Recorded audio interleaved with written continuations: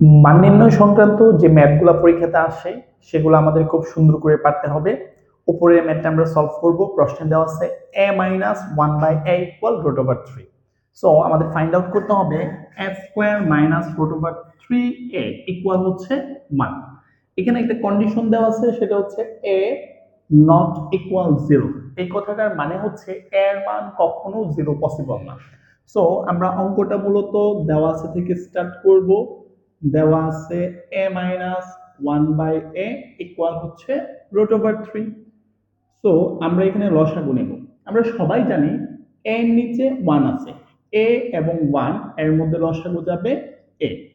One দ্বারা একে ভাগ করলে a হবে, এর সাথে a গুণ করলে a স্কোয়ার। এই a দ্বারা এই একে ভাগ করলে ওয়ান হবে, ওয়ানের সাথে ওয়ান গুণ করলে ওয়ান ইকুয়াল হচ্ছে রুট ওভার থ্রি। এখন আমরা যদি ক্রস মাল্টিপ্লিকেশন করি, এই রুট ওভার থ্রি নিচে কোনো কিছু নাই, দ্যাট মিনস ওয়ান আছে।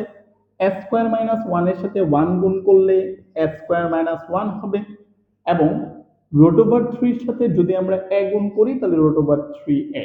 জাস্ট যদি আমরা পক্ষান্তর করি, এটাকে এই পাশে আর ওয়ানটাকে এই পাশে নিয়ে যাই, তাহলে কিন্তু আমাদের প্রমাণটা মিলে গেল। পক্ষান্তর করলে চিহ্নের পরিবর্তন হয়।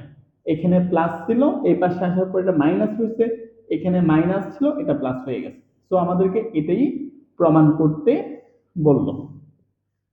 তো এই টাইপের প্রমাণ যদি আপনি ভালো করে পারতে চান, তাহলে আপনাদের সূত্রগুলা অথবা সবচেয়ে মোস্ট ইম্পর্টেন্ট যে ব্যাপারটা, সেটা হচ্ছে প্র্যাকটিস থাকতে হবে।